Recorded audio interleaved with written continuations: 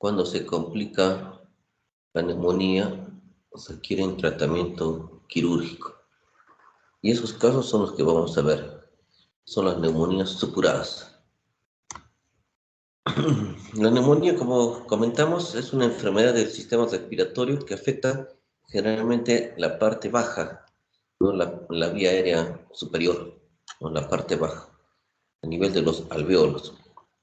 Puede afectar un lóbulo, a esto se denomina neumonía lobar, afectar diferentes segmentos,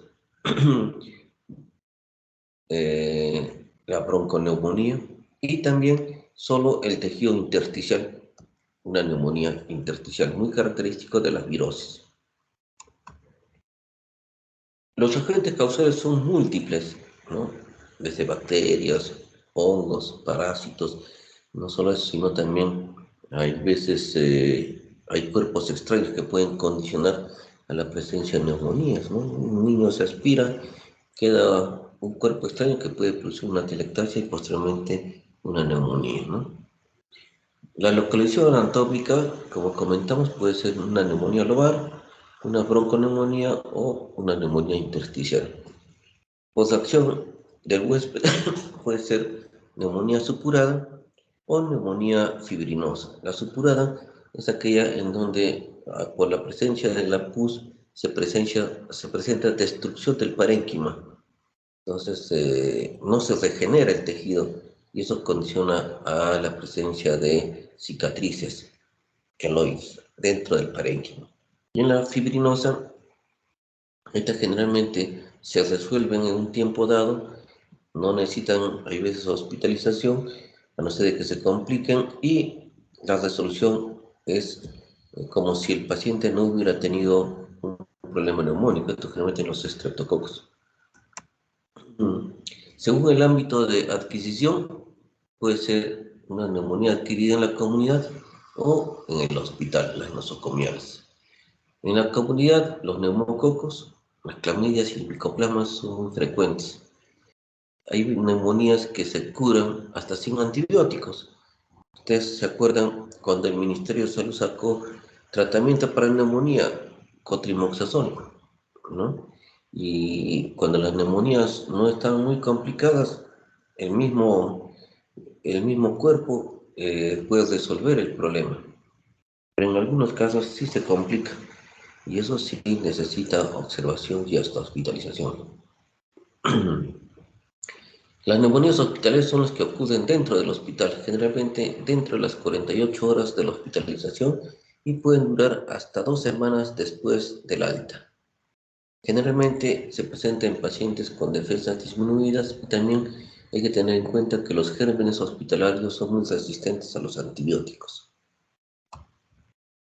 Según el agente puede ser infecciosa, puede haber agentes infecciosos y no infecciosos y también una neumonía no infecciosa, una neumonía química. Existen factores de riesgo, ¿no? sobre el cual se puede instalar una neumonía. Pacientes que tienen problemas pulmonares crónicos, como el EPOC, fibrosis quística, bronquiectasis, pueden condicionar enfermedades más severas. El hecho de fumar cigarrillo también disminuye el movimiento ciliar y eso condiciona a la posibilidad de esta patología. Pacientes con demencia, ACV y lesión cerebral también. Ustedes dirán, ¿por qué? ¿Qué tiene que ver? El detalle es de que estos pacientes frecuentemente se aspiran y pueden tener una neumonía aspirativa y posteriormente un absceso pulmonar. Pacientes con las defensas bajas, ¿no? Como el cáncer, los pacientes trasplantados que requieren inmunosupresión, los HIV también, ¿no? Pacientes con HIV. Enfermedades cardíacas, hepáticas, diabetes mellitus. Ustedes se acuerdan cuando son niños los recién nacidos y tienen un problema cardíaco, hacen falla cardíaca y también neumonía a la vez, y no pueden salir de la ventilación mecánica hasta que se mejore su problema cardíaco, ¿no? Las cirugías, los traumatismos también. Me acuerdo que a una amiga a la mamá de una amiga, la operaron de un problema, una biopsia, y terminó con una neumonía, ¿no? y al final la neumonía fue severa y llegó al óbito el paciente, ¿no? Entonces hay que tener mucho cuidado, ¿no? Si el paciente, por el mismo hecho que es invadido por el tubo endotraqueal, se pueden llevar gérmenes de la boca hacia la vía aérea inferior, y eso condiciona estos problemas, ¿no? Entonces el paciente, despertando de la anestesia, tiene que toser o respirar, si no se complica. La sintomatología, como ustedes saben, fiebre, escalofríos, cianosis, tos, congestión nasal, puede haber polinias, sibilantes, roncantes, retracción costal, puede haber vómitos, dolor pleurítico cuando afecta la pleura, astenia, dinamia y también broncosea, dependiendo del caso, ¿no? Es una imagen de una neumonía lobar superior, ¿no? Cómo se delimita el lóbulo superior, ¿no? Los signos muy parecidos a los anteriores. Hay taquicardia, taquimia, hipotensión en casos severos. Hay hiposaturación, disnea, cianosis. La ampliación puede estar disminuida. Se puede auscultar un soplo tubárico. Y si hay derrame, un soplo en E. Hay estertores, crépitos, subcrépitos. A la percusión puede haber patidez. Y también en algunos casos resonancia incremental, porque también se puede producir fístulas y con ello neumotoras, ¿no? Hemos tenido pacientes que por una neumonía se abre hacia la cavidad pleural y eso condiciona a la fuga de aire y también la presencia de pus, evidenciándose un piotórax. Dentro de los exámenes auxiliares, el hemograma es muy importante, la velocidad de sedimentación, los gases arteriales, la proteína C reactiva, es importante el cultivo de esputo, los hemocultivos también seriados, especialmente cuando el paciente presenta fiebre y si es posible con bloqueadores de antibiótico. Es necesario la evaluación uh, serológica, hay que hacer un ELISA, ¿no? Tener un set de hepatitis, ¿no? Las acciones en cadena de polimerasa también nos ayuda mucho para llegar al diagnóstico, ¿no? Hay algunos procedimientos que nos pueden ayudar, como la toracocentesis. Nosotros, cuando tenemos una neumonía, esta neumonía se puede asociar a derrame paraneumónico y punzando con una aguja podemos retirar algo de líquido y esto hacerlo estudiar, ¿no? También la punción puede ser transtraqueal. Obtenemos muestra para enviar a cultivo, una broncoscopia y un lavado bronquial también es importante. La serología, de igual manera, ¿no? Pueden haber elevación tanto de antígenos como de anticuerpos, y eso nos lleva a un diagnóstico mucho más preciso, ¿no? Como en el caso del coronavirus, ¿no? Como ustedes hemos vivido, en donde a través del dosaje de anticuerpos, antígenos, podemos evidenciar la presencia del virus. La radiología es algo muy importante, es parte del estudio. Se evidencia condensación con imagen de broncograma aéreo. Generalmente, cuando hay una telectasia, no hay esta imagen de broncograma aéreo. Esa es la diferencia entre una telectasia y una neumonía, ¿no? Una neumonía lobar especialmente. Cuando las imágenes son algodonosas, son múltiples, son segmentarias, muy característicos de la bronconeumonía. Y si hay un infiltrado intersticial de igual manera, ¿no? Al inicio y posteriormente con gran compromiso el parénquima, ¿no? Fue la imagen del derrame pleural. El derrame pleural en un inicio se va a evidenciar incluso la curva de Damasov, pero posteriormente se pierde, ya que en las neumonías generalmente se tabica por fibrina y eso condiciona los derrames enquistados, tabicados, ¿no? Me acuerdo hace poco, ya hace 2, 3 meses, operamos un paciente que había tenido una neumonía, un adulto mayor, más o menos 80 años, y tenía una colección en cavidad pleural. Entramos y salió pus, unos 300 centímetros de pus, ¿no? Y con eso mejoró mucho el paciente.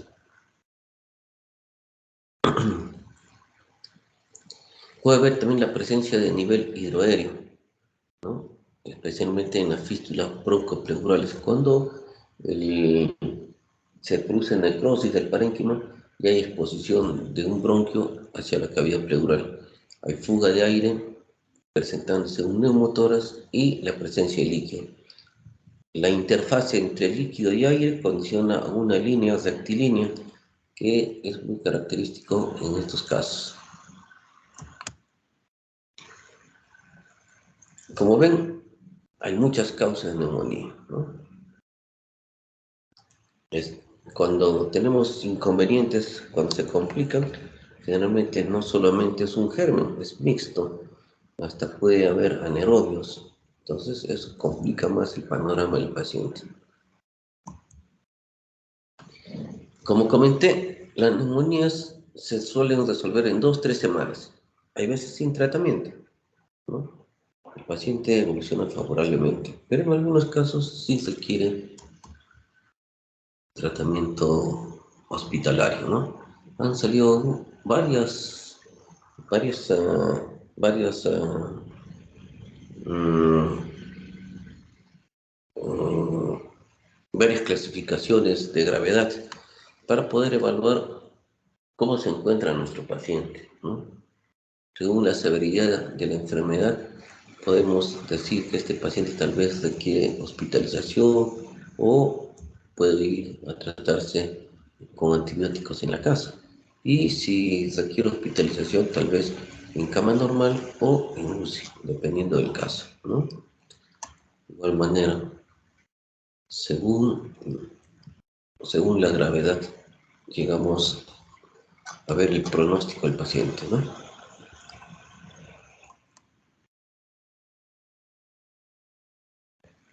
El tratamiento generalmente a veces a ciegas porque un inicio no sabemos el germen, hay que cubrir con antibióticos de amplio espectro, ¿no? Tanto que cubran gram positivos, gram negativos y también anaerobios. Importante es la prevención, especialmente en los mayores, en los pacientes de tercera edad, ¿no? En pacientes que tienen enfermedades cardíacas, pulmonares, renales, hepáticas, cáncer, eh, la vacuna antineumocócica es importante y también en pacientes que se les ha realizado esplenectomía. Entonces, estos pacientes están inmunodeprimidos y requieren protección, ¿no? A través de las vacunas.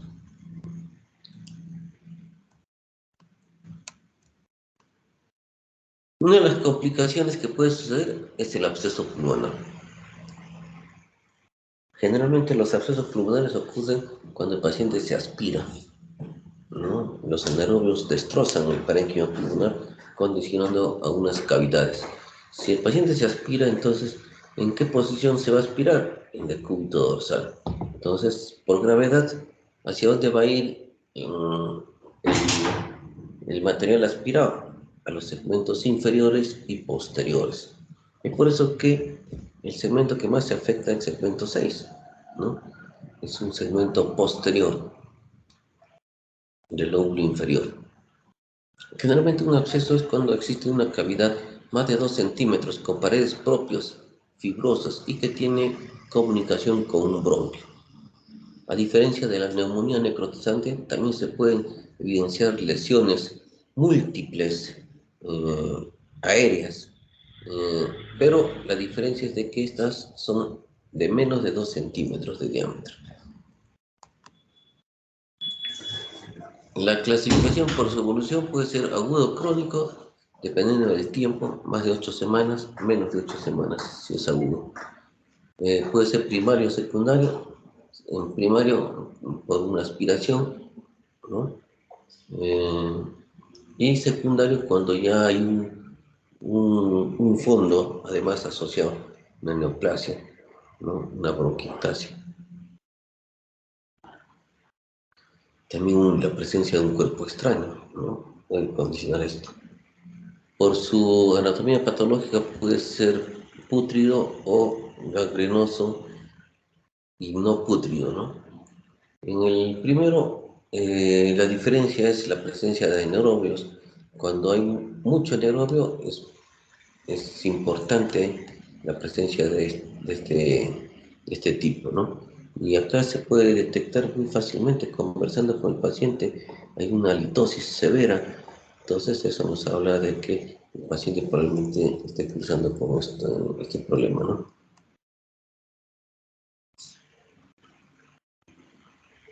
Hay infecciones del parénquima, puede haber neumonía, bronconeumonías, neoplasias que comprimen el bronquio, neumonitis por aspiración, bronconeumonías por cuerpo extraño, ¿no? De que se aspiran.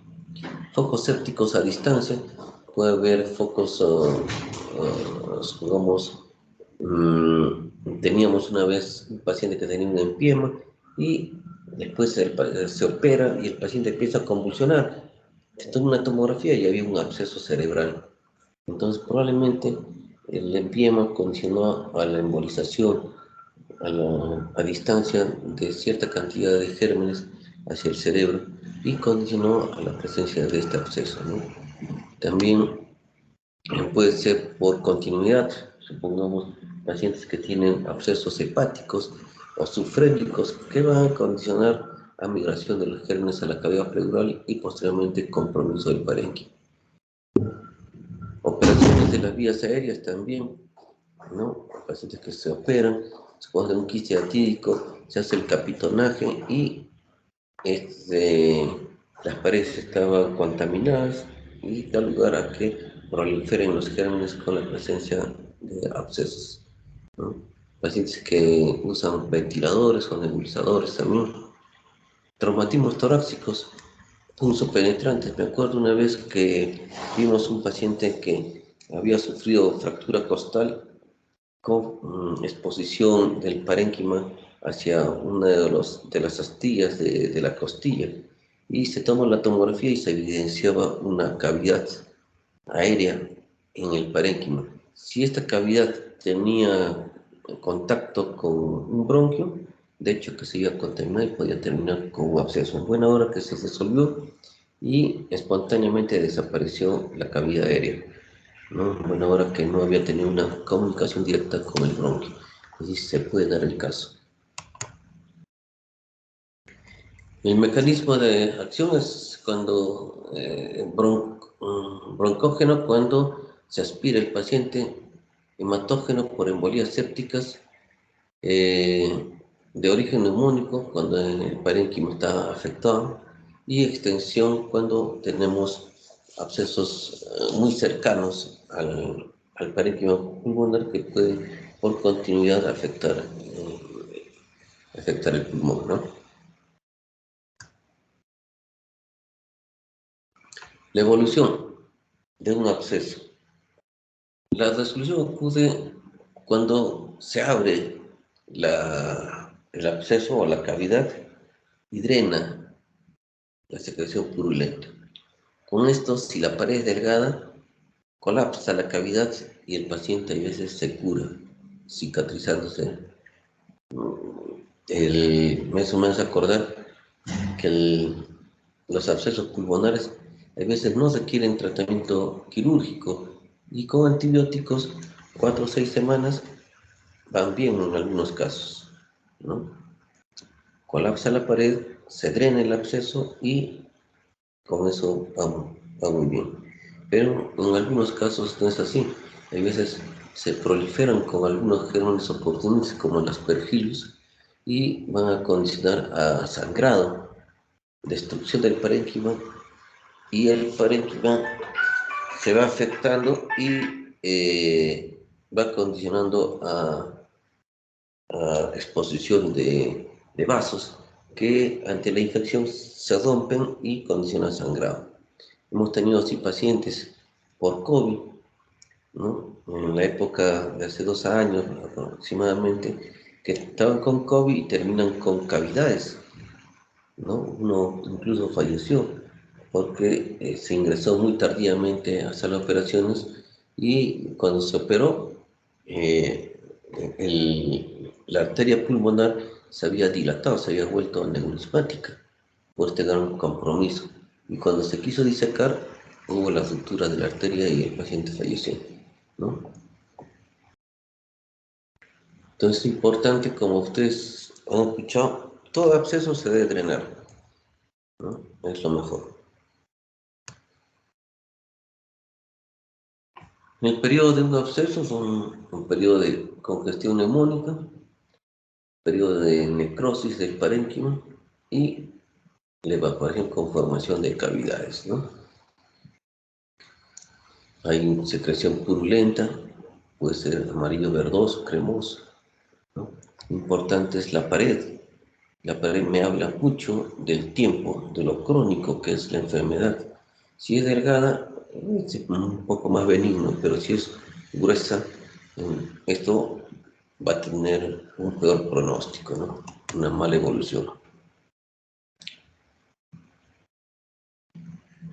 Alrededor del absceso incluso puede haber zonas de condensación, es decir, puede haber zonas de neumonía, que eso empeora también el pronóstico, ¿no?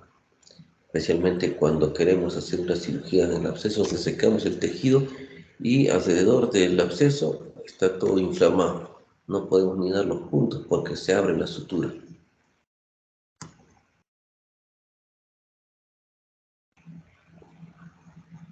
Es lo mismo que les estaba comentando, problemas pulmonares, focos sépticos a distancia, focos por continuidad y también operaciones, ¿no?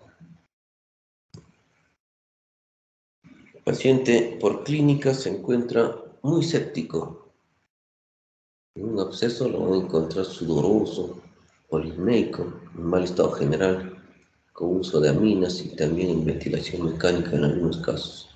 Febril, sudoroso, tos con expectoración maloliente, muy importante esto. Puede haber vómica con hemoptisis. El paciente que se operó, el que tuvo COVID, tuvo hemoptisis por lesión del vaso.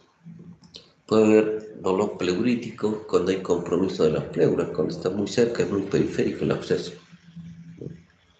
Signos de consolidación pulmonar y también un soplo tubárico con halitosis.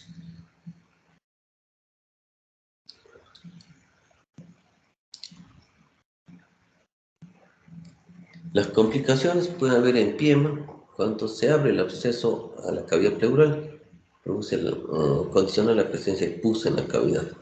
Un pioneumotórax se abre y además hay exposición de bronquio que va a condicionar a la presencia de un pioneumotórax. En algunos casos puede haber mediastinitis y también sepsis y metástasis séptica que comentamos, ¿no? Importante los hemocultivos, el esputogram, se puede realizar una toracocentesis cuando hay derrames pleurales y se puede hacer un lavado bronquial y a través de esto obtener muestra. Miren la presencia de una cavidad con contenido líquido en su interior, ¿no? La interfase entre aire y líquido da una línea recta, un nivel hidroaéreo, ¿no? Pacientes que a través de tomografía también podemos encontrar la cavidad, ¿no? Un absceso pulmonar, ¿no?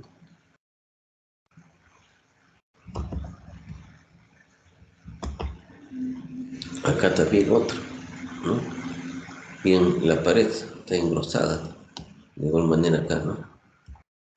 No solo ahí, sino también acá hay compromiso, ¿no? La parte anterior.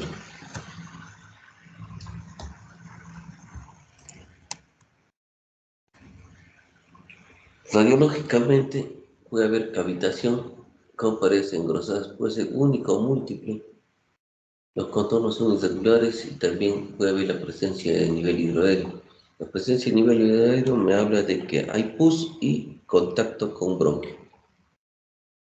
Se ubica más en los segmentos posteriores de los lóbulos superiores y segmentos superiores de los lóbulos inferiores. Segmento 6, muy importante.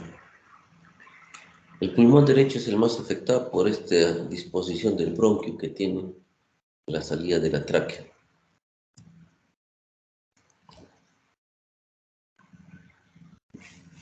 Importante el tratamiento profiláctico, un buen aseo de la cavidad oral, ¿no?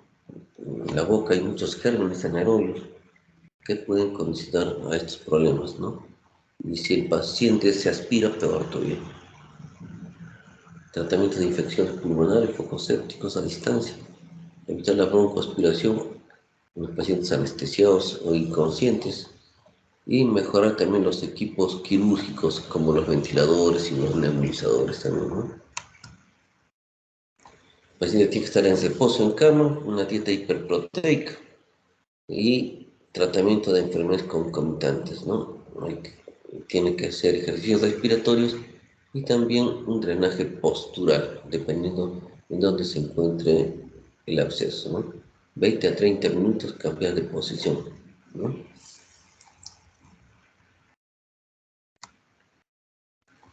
Los antibióticos deben usarse en forma adecuada, especialmente contra los gérmenes anaerobios.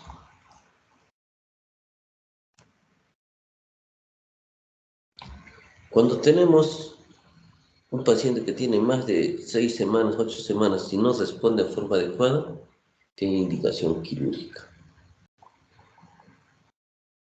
El tamaño de la cavidad es importante y también la configuración irregular de la cavidad y ese engrosamiento de la pared. Abscesos satélites me habla de cronicidad, es decir, abscesos chiquitos, pequeños alrededor del absceso más grande. Neumonitis crónica, ¿no?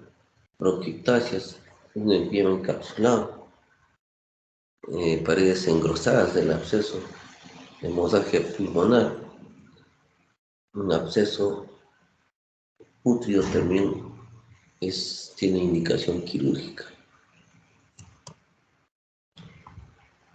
El tratamiento es retirar la lesión, el tejido que está afectado, tratar de eliminar todo lo que tiene pus, evitando de que se contamine la cavidad pleural. La cavidad pleural a veces no se contamina directamente, sino en el acto quirúrgico. Abrimos el absceso y drena la pus a la cavidad pleural, entonces hay que cuidar la cavidad pleural. Se puede hacer resección segmentaria dependiendo del tamaño del absceso o llegar a la lobectomía o a la neumonectomía. También se ha visto que a través de drenaje por guía tomográfica puede ayudar a drenar el absceso y con eso mejorar el paciente, especialmente pacientes que tienen mucha comorbilidad, mayores, que tienen alguna enfermedad asociada. Entonces, entrarlos a sala de operaciones es un riesgo. Entonces, para que mejoren, se les puede drenar el absceso y con eso ver cómo va yendo, ¿no? En algunos casos el paciente es difícil de intubar. Hay veces, normalmente cuando nosotros operamos pulmón, el paciente debe estar en una posición especial, en el decúbito dorsal, en lateral, ¿no? Entonces, cuando lo ponemos de costado, el absceso puede drenarse para el otro pulmón y eso condicionar a una neumonía, ¿no? Caída de pus hacia los alveolos en forma directa hacia el pulmón que se encuentra en la parte más inferior. Y eso puede complicar la evolución del paciente, ¿no? Digamos, un absceso pulmonar con posterior una neumonía del otro pulmón que supuestamente estaba sano. Entonces, hay veces hay que intubarlos a los pacientes semisentados para evitar eso. Y en algunos casos se hace hasta intubación selectiva. Se busca un bronquio y se va hacia el dicho bronquio. Eh, hay tubos de doble lumen que un tubo va hacia la tráquea y el otro hacia el bronquio que vamos a trabajar, ¿no? Eso nos ayuda mucho a dirigir muy bien y de esa manera evitamos que la secreción purulenta pase de un pulmón para el otro, porque estamos aislando un pulmón con dos tubos. Otro tema muy importante es el empiema. El empiema es la presencia de pus en la cavidad pleural. Por continuidad 60%, contaminación directa 35-40% y sépticas también 1%.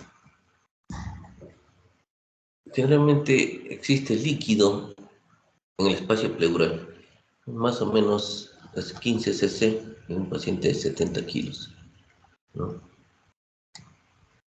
Los volúmenes, los valores son muy similares a los de la sangre en su mayoría, ¿no?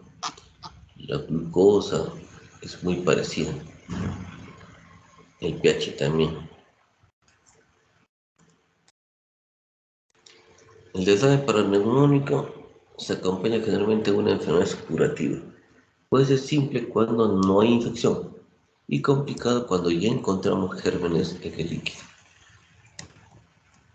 Puede haber empiema cuando hay la presencia de pus y derrame complejo cuando ya hay loculaciones, cuando hay tabiques, fibrina. Las causas, las neumonías son más frecuentes. El 40-60% de los empiemas son de causa neumónica. Es decir, por una neumonía se produce la presencia de pus en la cavidad pleural. Otras por toracotomías, cuando operamos a un paciente de bronquiectasias y la pus de la bronquiectasia cae en la cavidad pleural y eso condiciona la presencia de empiema. Postraumáticos, pacientes que sufren hemotórax y posteriormente no se drena completamente la sangre y puede contaminarse y condicionar a la presencia de pus, ¿no? Y también hay idiopáticas, ¿no? Las fases son exudativa, fibrino-purulenta y de organización. La exudativa hay líquido con mayor concentración de DHL y proteínas, es lo característico de un exudado. Y en la fase fibrino-purulenta, cuando ya encontramos pus y gérmenes, ¿no? El pH cae y los gérmenes se incrementan. Y en la de organización, donde el pH es muy parecido, pero nosotros tratamos de evaluar el líquido y a veces nos salen muchos leucocitos y también pocos gérmenes, ¿no? Porque es una fase tardía, crónica, más o menos a las 4 semanas de evolución. Y lo que sí llama la atención es el engrosamiento de la cavidad o de la pleura, que da lugar a ¿cómo se llama? A un encarcelamiento pulmonar. El pulmón está atrapado en estas hojas de pleura. Es como una suela de zapato. El pulmón está cubierto de esa suela de zapato, más o menos.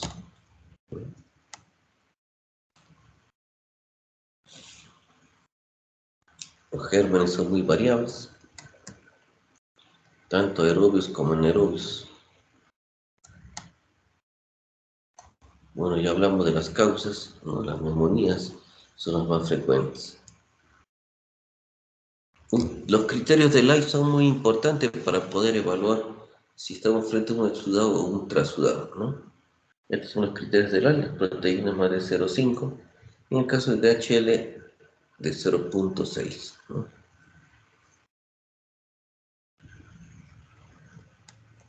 También hay otros criterios asociados o modificados, la presión de albúmina, colesterol y también de bilirrubinas, ¿no? Paciente como un proceso neumónico puede tener fiebre, disnea, dolor torácico, expectoración purulenta, pérdida de peso, puede haber anemia y también tos crónica, ¿no?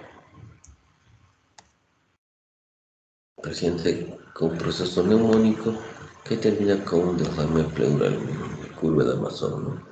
Y la irregularidad en la presencia líquida. Acá en la tomografía, miren, líquidos tabicados, separados de uno del otro. Muy característica esta imagen del miembro.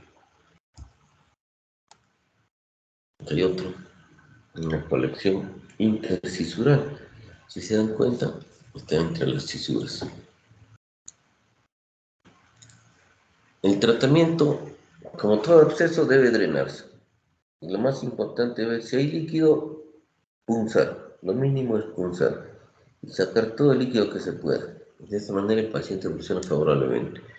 A veces no se puede realizar la toracocentesis, entonces se puede poner un dren torácico, ¿no? En algunos casos.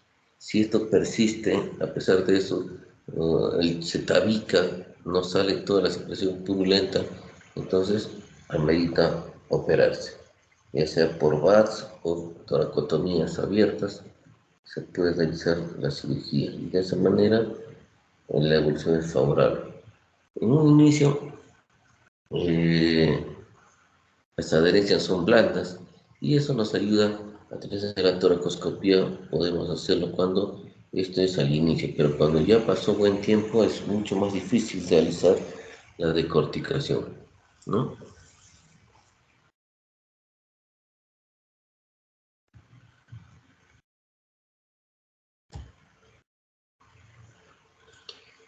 Gran parte del tratamiento está basado en el drenaje del absceso a través de la toracocentesis o el drenaje a través de una sonda torácica.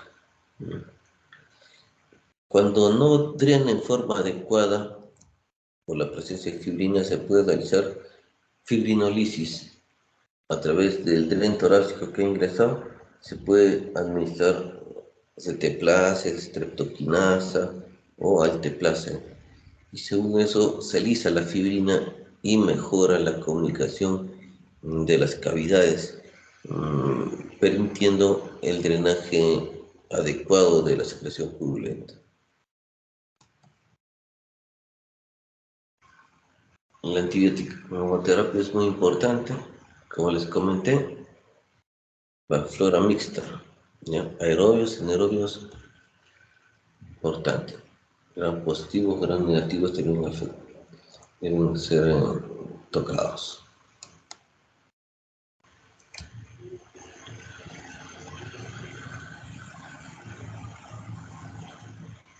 Se punza por encima del borde superior de la costilla y se drena lo que se pueda del líquido pleural. A veces no se llega a drenar todo. En algunos pacientes requiere sí o sí la palpación de una sonda torácica.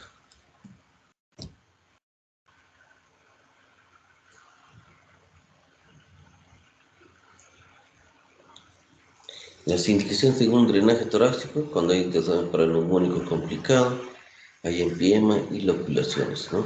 Cuando hay muchas loculaciones y no permite el drenaje, se debe realizar una cirugía poco invasiva, como el VATS o la toracoscopía.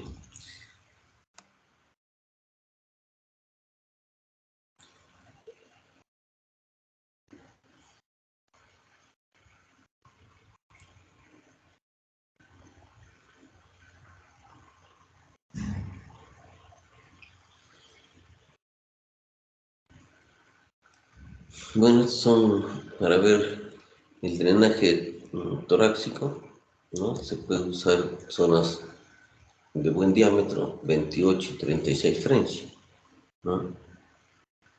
Y de esa manera permitir el contenido de la cavidad pleural.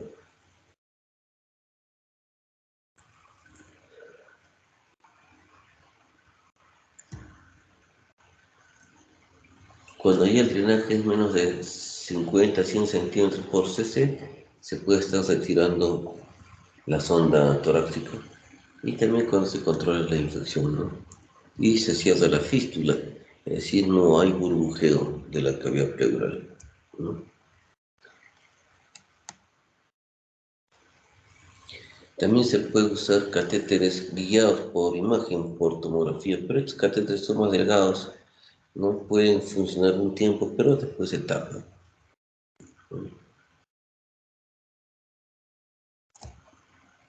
Los fibrinolíticos disminuyen la viscosidad de la secreción purulenta y de esa manera permite el mayor contacto de la pleura con la solución. Esta solución produce un proceso inflamatorio en la cavidad pleural y da lugar a que las paredes, ambas pleuras se junten. De esa manera el paciente ya no, ya no tiene caída del pulmón o la presencia de aire en la cavidad pleural. son algunos trombolíticos que se pueden estar utilizando. Generalmente se pinza el tren torácico y se inocula a través de una aguja y le deja 24 horas para ver cómo va yendo.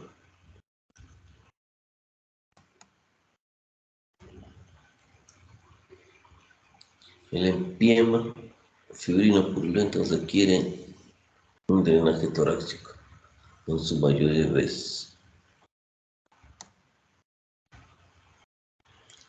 La cirugía video asistida, el VATS, es muy importante. A través de un corte de 5 centímetros se puede estar ingresando a la cavidad y realizar el lavado de la misma, ¿no?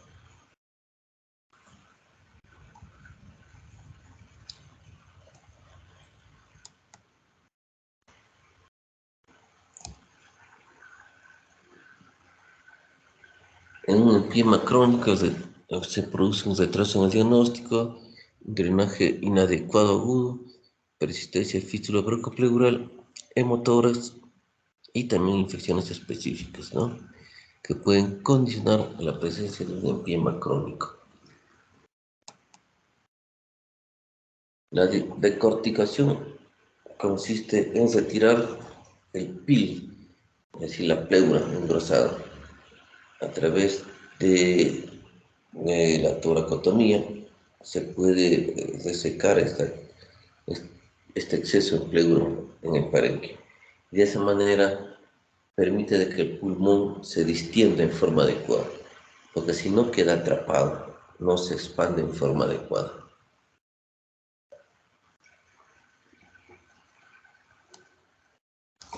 ¿Alguna pregunta?